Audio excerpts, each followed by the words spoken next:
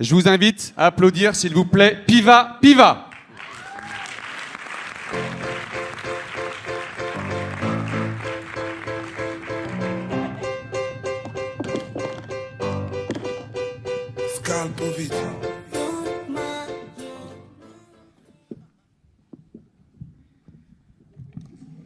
Ma vie n'est pas assez compliquée comme ça.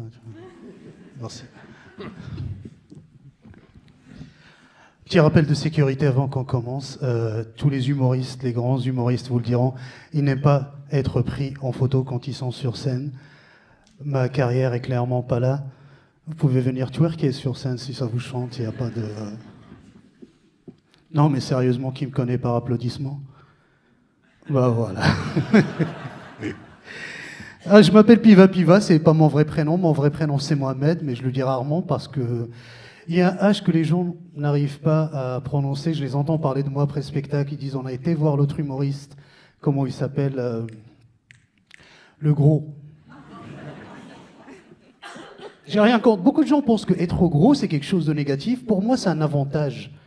Parce qu'il paraît que être gros, ça rend intelligent. Ouais, surtout en calcul mental. Oui, j'ai remarqué à chaque fois que je rentre dans un ascenseur, tout le monde regarde la plaque avec le poids maximum et fait le calcul. Putain, je fais 75 kilos. Boubouli doit faire 230, 230 plus 70, je rajoute 1. Putain, il va tous nous tuer, gros plein de sous. Non, il n'y a que des inconvénients à être gros. Pour moi, le plus grand inconvénient à être gros, c'est que être gros, c'est pas sexy. J'ai jamais entendu une femme parler avec sa copine dire « Oh, franchement, qu'est-ce qui m'a séduite chez lui ?» Je sais pas si je peux te le dire, c'est un petit peu personnel. Mais la première fois que je l'ai vu tout nu, que j'ai vu ses bourrelets, oh, mon Dieu, je voulais mettre plein de chantiers et faire comme ça dessus.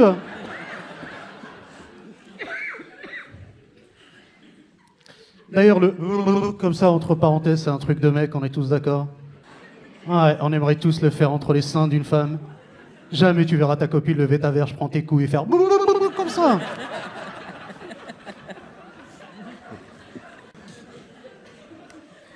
Donc s'il y a des couples qui savent pas quoi faire ce soir... De rien.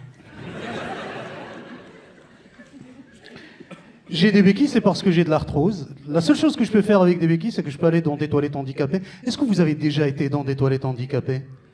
Ouais, vous avez vu comment c'est grand ce bordel? Ouais, t'arrives, t'ouvres la porte, t'es là. Ouah! T'as tout de suite envie d'appeler ta copine, dire chérie, cherche plus d'appart. Je crois qu'on va habiter ici. Il y a des mecs bizarres qui font caca dans 30 mètres carrés, on va prendre ça. Ma copine s'intéresse beaucoup à ma maladie, elle regarde souvent sur internet ce que la médecine orientale propose pour l'arthrose. Donc du coup, elle est toujours dedans et ça met une ambiance un peu glauque à la maison. Moi, pour détendre l'atmosphère, j'essaye de lui faire des petites blagues, tu vois. J'arrive la dernière fois chez le médecin, il me dit « Alors, qu'est-ce qu'il a dit le médecin ?» Je dis « Bah, il a dit que pour l'arthrose, c'est 3 fellations par jour. » Elle fait « Ah ouais, et tu vas sucer qui, connard ?»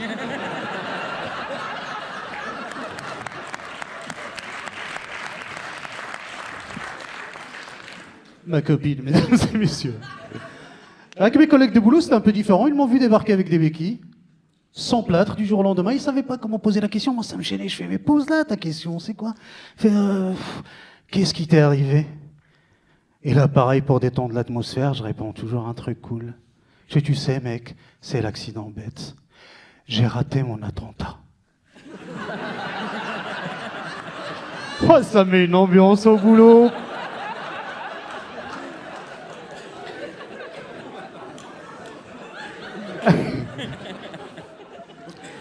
Alors ça, typiquement, c'est le genre de blague que je peux pas raconter partout. La dernière fois à l'aéroport, par exemple, je vous jure, j'arrive à l'aéroport, j'arrive à l'accueil, l'hôtesse d'accueil, elle tourne l'écran comme ça, dessus, il y avait le plan de l'avion, comme un petit peu au cinéma, avec tous les numéros et tout, et elle me pose la question qu'il fallait pas, elle me fait « Monsieur, Piva, quelle place vous ferait plaisir ?» Je peux avoir celle du pilote, s'il vous plaît? Alors qu'on soit bien d'accord, si vous êtes un petit blondinet de 5 ans qui fait cette blague à l'aéroport, tout le monde va trouver ça mignon, tout le monde va dire « Oh, mais il a envie de devenir pilote, c'est mignon ça, de l'ambition !» Quand t'es un arabe qui fait 100 kilos avec une barbe, personne trouve ça mignon dans un aéroport, tu vois. Ça se termine en fouille anal, cette histoire. Alors, j'ai mon avis sur la fouille anale, je sais que vous ne l'avez pas demandé, mais je vais vous le donner quand même. Moi, je pense que ça fait plaisir à personne de savoir qui va avoir droit à une fouille anale. Je veux dire, le matin, quand on t'annonce que tu vas avoir droit à une fouille anale, tes chocs à pic, ils n'ont pas le même petit goût, ou ton petit déj, tu vois.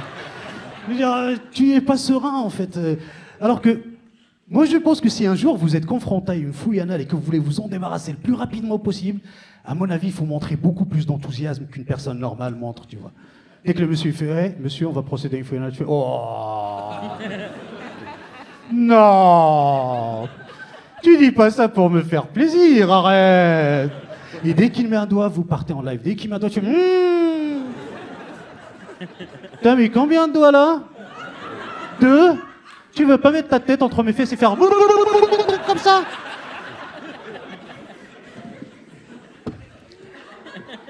Donc voilà ce que je pense de la fouille anale.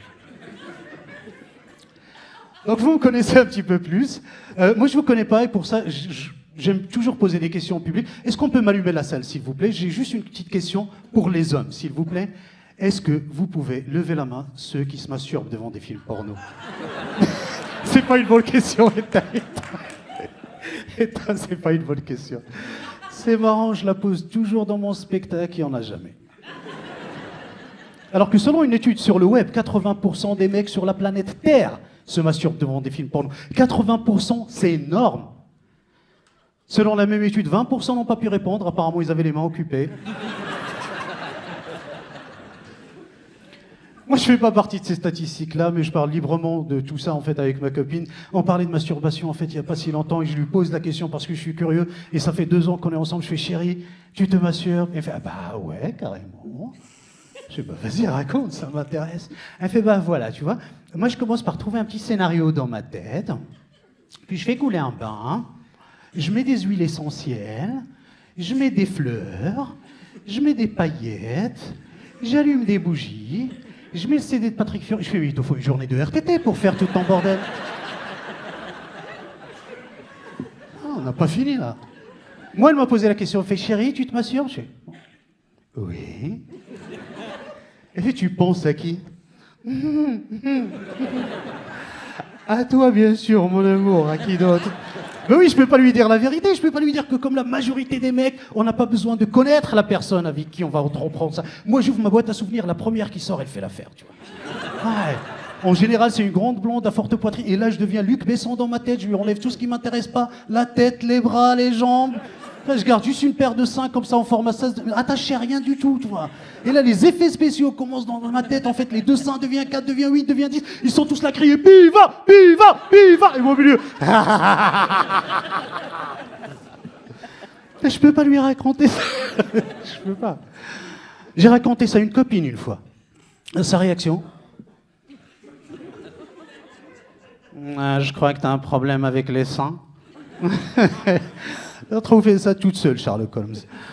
Bien sûr que j'ai un problème avec les seins, tu vois, pas plus tard qu'hier, vendredi matin, Josiane, la comptable du bureau, 58 ans, elle portait pas de soutif. J'ai pas bossé de la matinée. Heureusement qu'elle était cool, elle est venue me voir, elle me fait, écoute, ça fait 58 ans que je suis là, ça fait pas mal d'années que je suis divorcé, il y a personne qui s'intéresse à mes seins, toi tu veux les regarder, tu peux les regarder autant que tu veux, ça me fait plaisir. Mais maintenant, je crois que je parle au nom de tout le monde ici au bureau. Si tu peux remettre ton pantalon, ça nous arrangerait, tu vois.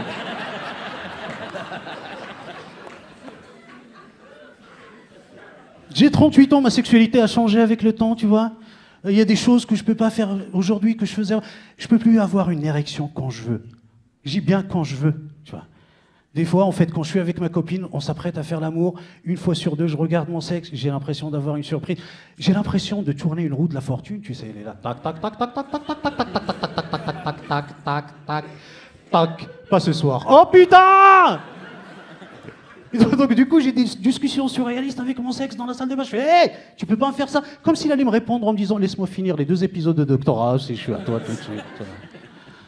Donc du coup, j'essaie, et au maximum, quand j'y arrive à faire quelque chose, j'ai une demi-molle. Alors, mesdames, je sais que vous avez l'impression de savoir ce que c'est une demi-molle. Croyez-moi, vous n'en avez aucune idée.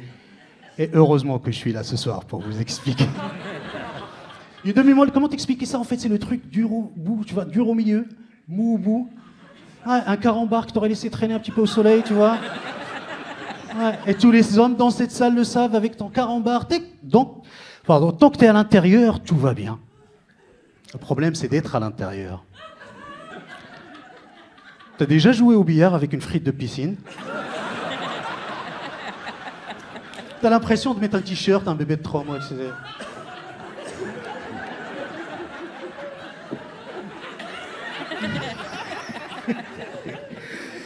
Ma belle-mère est dans la salle.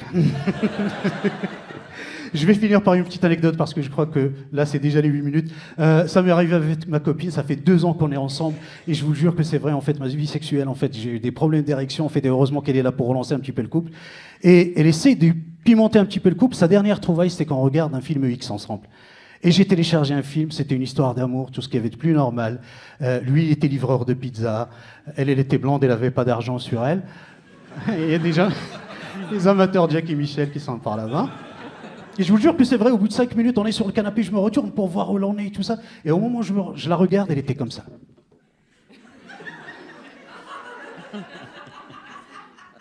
Et je fais, c'est cool, elle essaie de se rappeler de toutes les positions, je vais passer une bonne soirée, moi. J'essaie de la toucher, elle me fait, hé, attends, 2 secondes.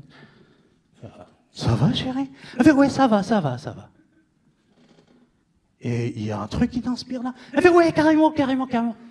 Tu vois, tout à l'heure, quand le mec a fait le truc avec la langue à la fixe, ça lui a fait tellement tourner la tête que ça a grippé au rideau. Je fais, bah, ouais. Elle fait, bah, c'est les mêmes rideaux que je veux pour la cuisine, connard, tu vois. Merci de m'avoir écouté, vous étiez super sympa.